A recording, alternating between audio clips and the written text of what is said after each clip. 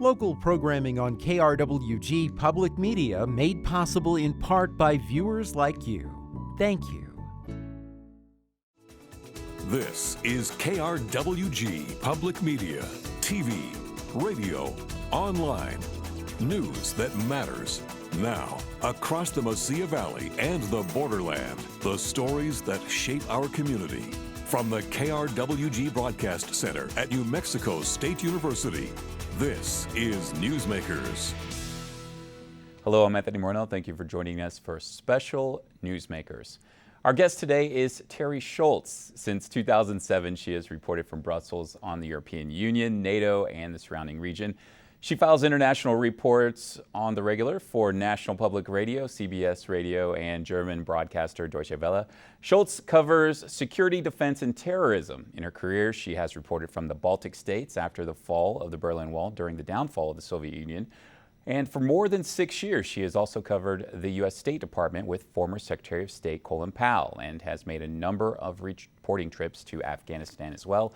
She is from New Mexico and is a graduate of New Mexico State University and even worked here at KRWG Public Media while attending NMSU. Please welcome Teri Schultz. Welcome back to NMSU. Thank you, Anthony. I thought you weren't going to get to the most important point, that I'm a graduate. Exactly. Well, that is a very important point, and we're very lucky to have you back here. I'd like to kind of kick things off talking about NATO. Now, you've covered it since 2007. How do you feel that NATO is covered today compared to when you first began, and what are the issues that maybe impact that?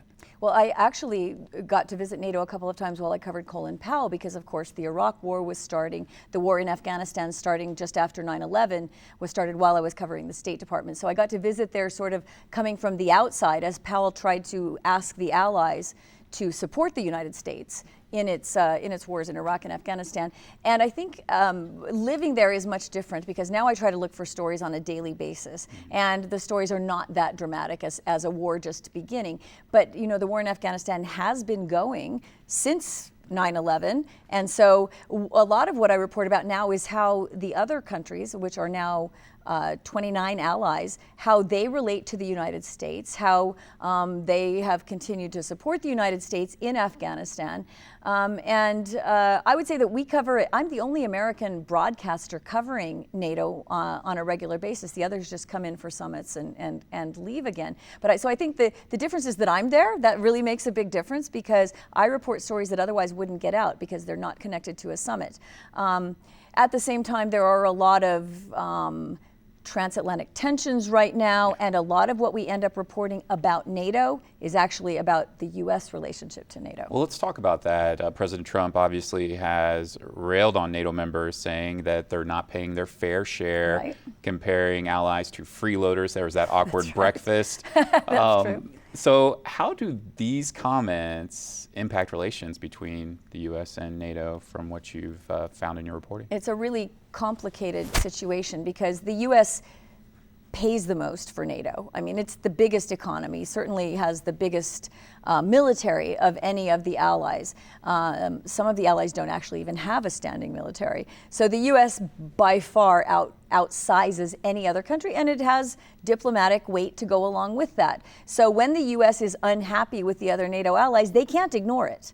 I mean, besides the fact that any decision taken in NATO has to be taken by consensus, that means that even a tiny country could hold up a U.S. decision, but it also means that the U.S. can stop any other progress from going forward unless the alliance as a whole makes them happy. I think that under President Trump, it's a situation nobody has ever experienced before. Since NATO was established following the end of World War II, this situation has never happened where the United States literally was threatening to pull troops out of Europe, to withdraw funding support, criticizing in such crass terms the relationship with other countries. Nobody has ever experienced this before. It's interesting. I have to say that I tend to look at stories not as good or bad, but simply interesting, and it is certainly interesting. Now, this is obviously a different time, something we've never seen before. I'd like to get your thoughts on, as being a reporter and just understanding the media in general, do you think Americans really understand the mission of NATO compared to previous generations?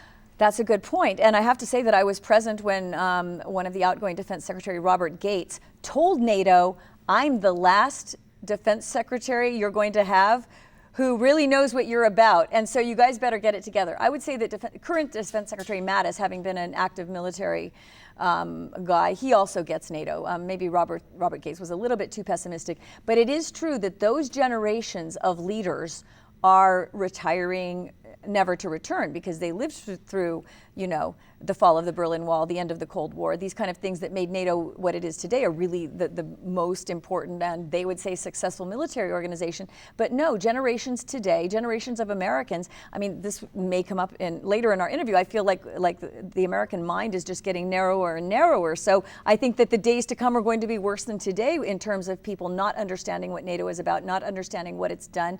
And what NATO would point out is that the only time that the underlying principle of NATO, which is all for one, one for all, Article 5, has ever been declared was in defense of the United States after 9/11, correct. And Americans don't know that. They think that, in my impression, they think they're just giving and giving and giving to NATO. They don't recognize that NATO also has given back to the United States. And I think that's something I try to highlight in my reporting just as a matter of education.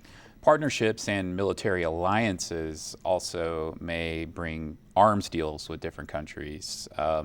Do you think that this type of kind of colder relations between the United States and NATO could also impact defense companies? Are they concerned? Have you had any conversations with policy analysts? Well, with that? There are other factors that are governing arms deals. I mean, there's one thing about NATO, and that is that they all have to be able to work together. So there's a lot of cross-purchasing anyway, because what Montenegro uses in its military has to work with what the US uses, which has to work with the German arms, which has to work with the Greek arms. So everybody inside NATO has to have equipment that works together, right? You can't go to war together if you can't use these bullets and those guns, or you can't use these planes and that fuel. So I mean, there's already a lot of interaction about who should buy what and what kind of deals they're going to be making. But there are other factors afoot in Europe. The Europeans are trying to now create what they call permanent structured cooperation, where they make joint purchases, which hasn't been done before, and they lose a ton of money, and it's really inefficient that each country makes its own purchases. So they're starting now to try to make joint purchases between European countries, and the US doesn't like that so much. It fears that it is going to lose arms sales because the Europeans are going to start probably buying more European. Instead of the U.S. leading the way in arms sales. So this is something that we should very much be watching about what kind of impact developments in European cooperation have on U.S. defense sales. Is that really a response from the harsh trade talk between the United States and the EU? Not so much the trade talk, but the military talk that we've been discussing about how, with the U.S. threatening under President Trump that it will withdraw its support, that it won't be providing anything Europe needs anymore. The Europeans have said this forever, but now they really believe it could be true, that they have to get themselves together. They have to be able to defend themselves. And so they're saying, well, in order to do that, we need to band together our smaller countries and be able to have a stronger military capability based in Europe for Europe if the U.S. really does pull back and is not our biggest defender anymore. So it's more, I think, something they've always known they should do for efficiency's sake, and now they're doing it out of some fear that President Trump truly will not be there to back up the Europeans if they need it.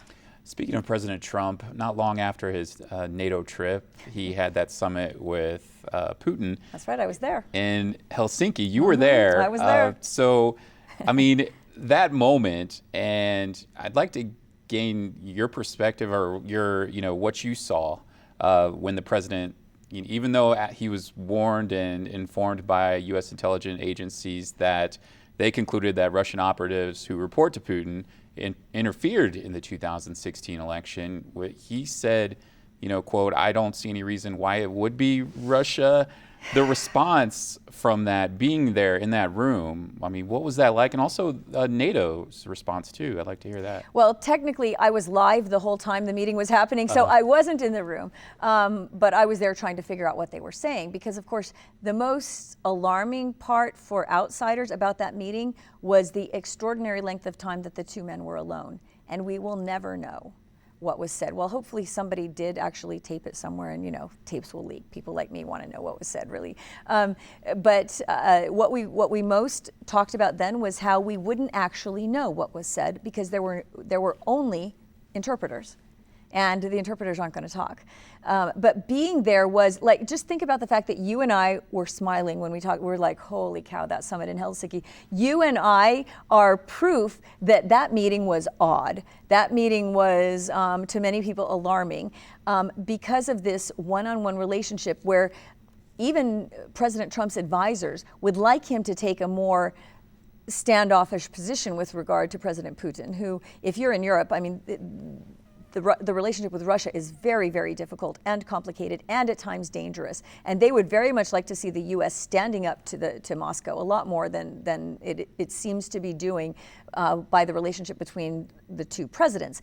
That said, U.S. legislation, U.S. actions have not been soft on Russia. They have not withdrawn sanctions. They have not rolled back any of the measures. In fact, they've taken new ones, including against this espionage. So while this Helsinki meeting made many people uncomfortable, both in the US and in Europe, by the warmth between the two leaders, given what we know has happened, the actual results on the ground have not played out to be soft on Russia. And that's something that I look at very carefully because the Europeans are very worried about this. If the US goes soft on Russia, Europe is sitting right there in the middle. The very reason that NATO was created, to keep Europe safe, including from Russia, is at stake. So this is something I have my finger on the pulse of every single day. Now, I'd like to talk a little bit more about President Trump's foreign policy approach that's been, called America First. Do you feel, from what you've seen, is that bringing Europe together, or is it pulling Europe apart? That's an interesting question. Probably both. The Europeans very much do not like this America First policy because they want, before President Trump came into office, for years of the Obama administrations, there was in negotiation what was called the Transatlantic Trade and Investment Partnership, TTIP, and they were on the verge of creating what would be the largest single market in the world. They were going to sign a deal where there were no tariffs and, workers could go back and forth, goods could go back and forth. And President Trump said, nope, that's going to be dead when I come in. And so Europeans already are not very happy about what has happened in trade under President Trump. Not just that, but he has since put huge tariffs on steel and aluminum imports from Europe. The Europeans have retaliated. It's really a mess. Transatlantic trade right now is really, really in a precarious spot. So they don't like the America First because they want to be able to sell European products. And the trend was very much warming on transatlantic trade and reducing tariffs and reducing barriers of all kinds. And now under President Trump, walls are being built, so to speak, in trade. How do you feel the United States image is in Europe right now, especially in the last couple of years since President Trump's been president? Since you were last there a couple of years ago, I would say that it's hard to talk about this. I mean, but it has gone down. People don't trust the United States the way they did before. I have lived, since I left New Mexico State in 1988, I've lived in Europe 20 of those years. So 20 of the 30 years I've been out of New Mexico State have been in Europe. So I think I have a pretty good sense of a timeline here. And I have never seen relations so poor. I've never seen the Europeans feel so misunderstood. I mean, they really feel like the White House hates them. And I have to say that I just interviewed the new U.S. ambassador to the EU, and he says he doesn't hear that. So to be fair, I hear from other sources that in private meetings, the Europeans are not saying they believe the U.S. hates them. But publicly, that is what they think. They think that that President Trump is unfair to them, that he doesn't recognize the strong allies that the Europeans are in trade as well as in defense. So they don't feel that President Trump appreciates the history, because he himself admits he doesn't study history. He's not interested in the backstory. And for the Europeans who live every day steeped in history, as you well know from having been there, they don't want to hear that history doesn't matter. They don't want to see a president who doesn't appreciate the the very strong alliances that have been built since the Second World War.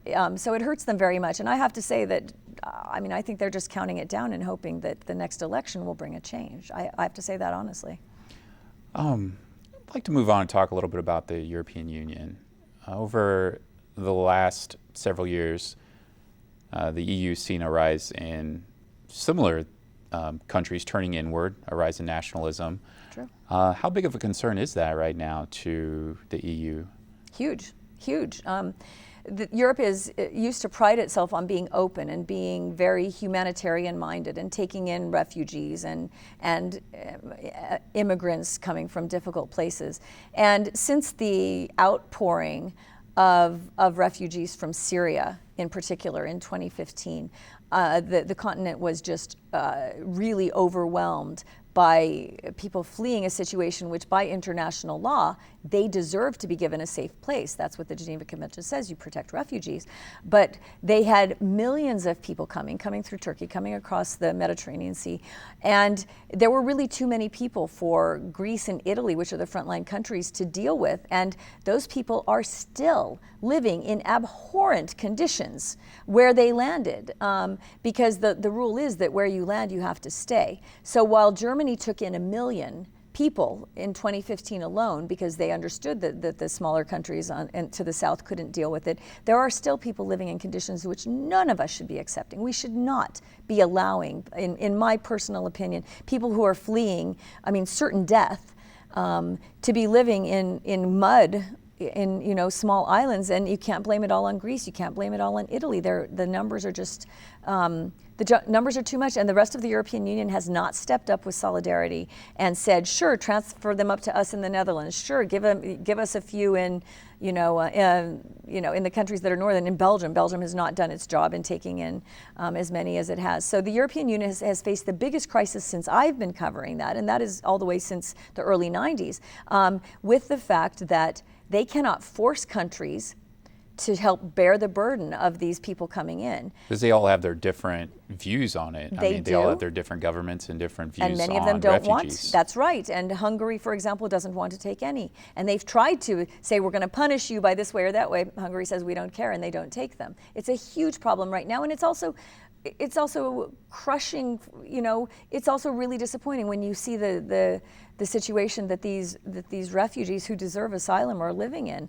The second factor in that is that a lot of economic migrants have taken advantage of the situation to try to come, and they don't have the right to stay. And so the European countries are dealing with trying to filter out who doesn't deserve a right to stay and then send them back. And it's just an overwhelming situation, and it isn't getting better. And it has created a huge crisis of solidarity within the EU. To the experts that you talked to, Germany did this amazing thing of taking in 1 million refugees. In 1 year. Mm-hmm. Did that help or hurt other countries in being more accepting to refugees? Were they saying, oh, Germany's got that, we're good? Germany had 1 million. There are still millions more who need a place. A lot of, I think, leaders who may have been thinking about what they wanted to do were going to look at the fate of Angela Merkel, the strongest leader in Europe, to see what happened to her, to see if this hurt her, if she was able to maintain her government after she did this, which wasn't popular throughout Germany. And there has been a rise of a right-wing party and probably others to come because of the backlash against taking in all these people. Other countries have not stepped up and opened their arms the way Germany has.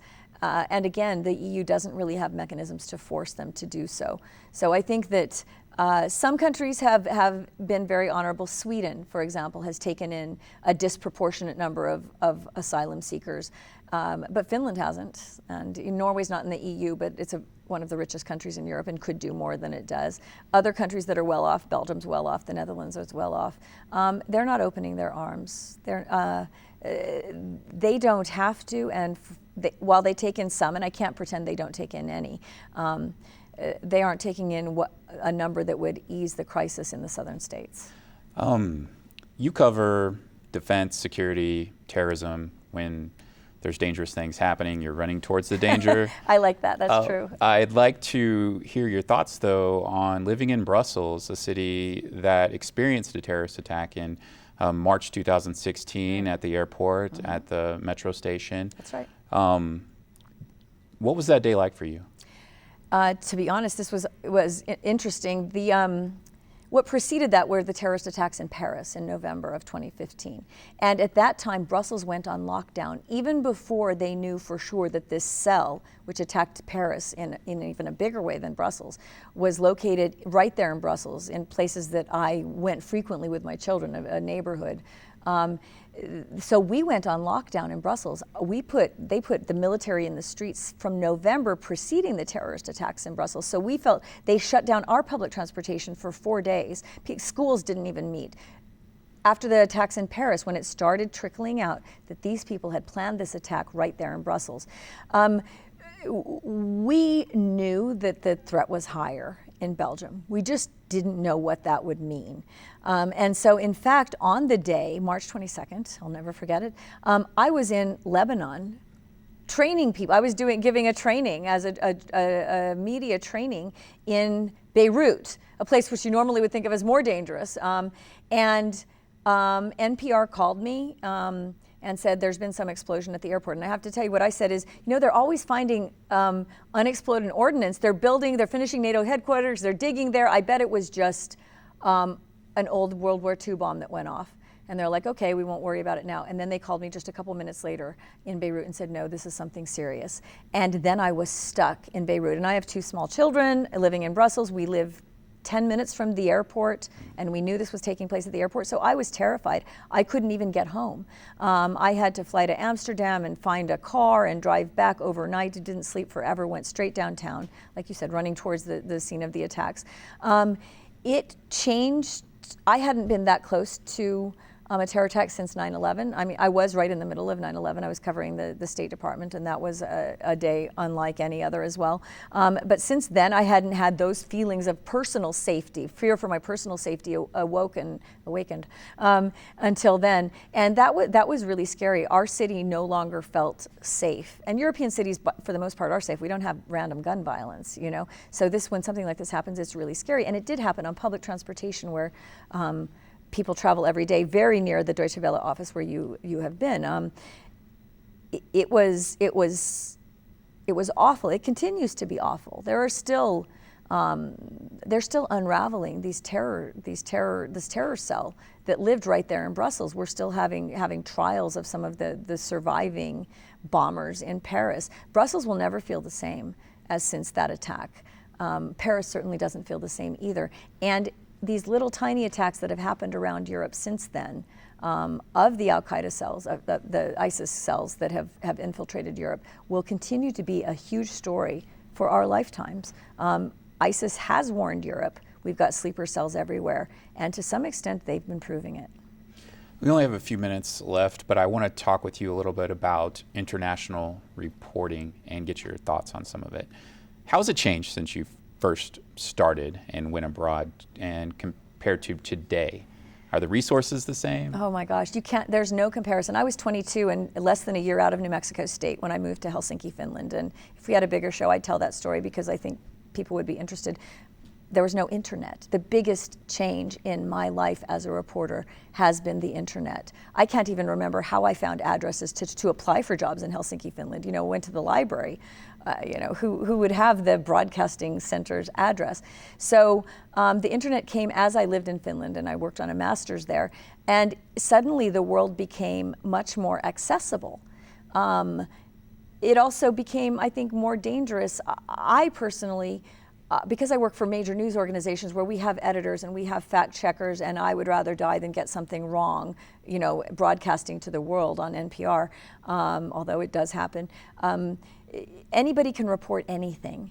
And as somebody who's been broadcasting for the last, more than 30 years, it is offensive to me that people can't figure out the difference between somebody making something up and my story that's been fact-checked, by people who know what they're talking about. What bothers me the most is that fake news is doing so well. And working for genuine, respectable news organizations suffer credibility as a result. So while it's made news gathering much easier, I can report from my laptop. I could file for NPR right here, and I do, out of my laptop with a microphone. That's wonderful. I can be anywhere and file a report, and I love that. At the same time, the ability of other people who don't have society's best interests at heart, their ability to do the same thing is the downside of that. So those are the biggest changes. Being abroad, and I'd like to get your thoughts on, do you feel that the United States, people living in the U.S., are as engaged in international news today as maybe they were, perhaps 20, 30 years ago? Well, again, you can't talk about this without talking about the internet. They have the ability to read anything from anywhere. I mean, I can read Facebook posts from refugees on Greece, and I can read the Greek newspaper too. You know what I mean? There's nothing. I wouldn't give that up for anything. That I can see what's happening because of the internet. So I think it's possible to be more engaged. There's no excuse for not knowing what's going on in the world. There's absolutely no excuse. I'm continually heartbroken that people don't care. So we have the ability to do it more, but our generations, our parents and their parents lived through the ending of a world war. They saw the horrors that Nazi Germany created for the world, and they saw the world try to come together after that. So I think they grew up understanding what peace is and how important peace is. And I think that made them more interested in what was happening around the rest of the world, even if it was less accessible because you had to find a newspaper reporting on international news, or the means by which you got that news was more difficult. But I think they had an innate sense of caring and understanding what was at stake in not understanding. And if I can do anything in my career, it's to increase the understanding of young people, and old alike, to wanting to understand what's happening in the rest of the world. I devote my life to it. Well, we want to thank you so much for your reporting, and thank you so much for taking the time to join us. It's such a pleasure. I'm so proud to be an Aggie. This school gave me everything I needed, and KRWG as well, so I wouldn't want to leave without saying that. I'm really proud to have been here. Thank you, Teri Schultz. Appreciate it. And that's our time for now. Join us this week on KRWG Radio. Every weekday, it's Morning Edition, 5 to 9, Fresh Air at 11, followed by Here and Now, noon to 2, and All Things Considered, 4 to 7. KRWG News is always online at krwg.org. We'd like to hear from you as well. Email us with your story ideas and also video submissions. The address is feedback@nmsu.edu. From all of us at KRWG News, I'm Anthony Moreno. Have a great week.